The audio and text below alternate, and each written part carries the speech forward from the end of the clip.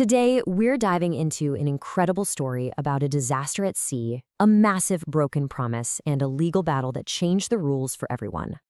So let me ask you this. Imagine you've made a huge, legally binding promise, but then disaster strikes, something completely out of your control. Does that mean you're off the hook? Well, that's the exact question we're going to tackle today. All right, let's set the scene. We're heading into the absolutely high-stakes world of maritime transport, where moving one piece of equipment can involve millions of dollars and, well, monumental risks. Okay, so you've got two main players here. First, there's J. Lawrenson, a company that owns a gigantic oil rig. And then you have Winsmuller, a super specialized transport company they hired to move it. A contract was signed, a big promise was made. Simple, right? Now, a job this enormous needs some pretty special tools. And at the very heart of this story are two incredible, almost space-age ships.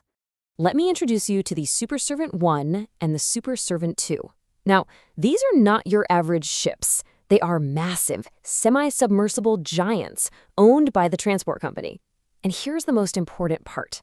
They were basically identical twins, and both were more than capable of handling this job. And this right here is the absolute key to this entire case. The contract wasn't rigid. It actually gave the transport company a choice. They could use either Super Servant 1 or Super Servant 2 to get the job done. That flexibility was built right into the deal from day one. Remember that. So the deal is done, plans are in motion. But then, in January 1981, disaster strikes. The Super Servant 2, one of those incredible ships, tragically sinks. It's a complete and total loss. So, with one of their two key ships sitting at the bottom of a river, the transport company is suddenly in a very, very tight spot. They've still got promises to keep, but their ability to do so was just cut in half. And here's the real problem. Super Servant 2 is gone, yeah. But Super Servant 1, its twin, is perfectly fine and ready to go. The only catch? The company had already booked it for other jobs. So now they're in a real bind. They've got multiple contracts, but only one ship left to do them all. You can't be in two places at once, right? They had to make a decision. Which client were they going to let down? Which promise were they going to break? And, well, they made their choice. They called up the rig owner, J. Lawrenson, and basically said, the deal's off. They argued that since the Super Servant 2 sank, it was now completely impossible for them to do the job. And as you can probably guess, that did not go over well. So, you're probably wondering, how can a company just walk away from a signed contract?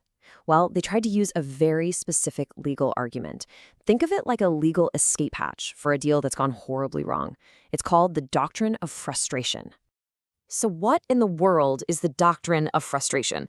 Well, in simple terms, it's a legal rule that says if some crazy unforeseen event happens that's nobody's fault, like a meteor strike, and it makes doing the contract impossible, the law might just say, okay, the whole deal's off. No one's to blame. But you can't just claim frustration for any little hiccup. The bar is actually really high.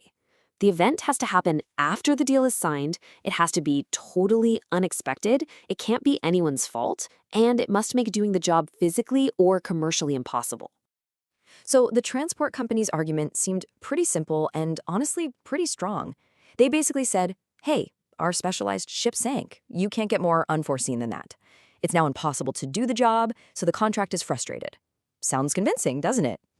But this whole thing ended up in court, and the judge looked right past the sinking ship and focused on something else entirely. The final verdict didn't hinge on the disaster itself, but on the decision that was made right after. And the judge's reasoning is just brilliant. They basically said, look, let's be real. This contract didn't fail because a ship sank. It failed because you chose to use the other ship you had for a different job. Oof. Let's just walk through that logic because it's so sharp. 1. The contract said they could use either ship. 2. The sinking, while awful, only knocked out one of their options. Super Servant 1 was still good to go. 3. The company made a business choice to assign that remaining ship to another contract. So the conclusion? The so-called impossibility wasn't caused by the sinking. It was created by their own choice.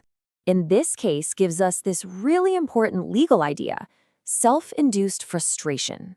Basically, you can't get out of a contract by claiming frustration if the problem was ultimately caused by your own actions or choices. You can't cause your own problem and then use it as an excuse.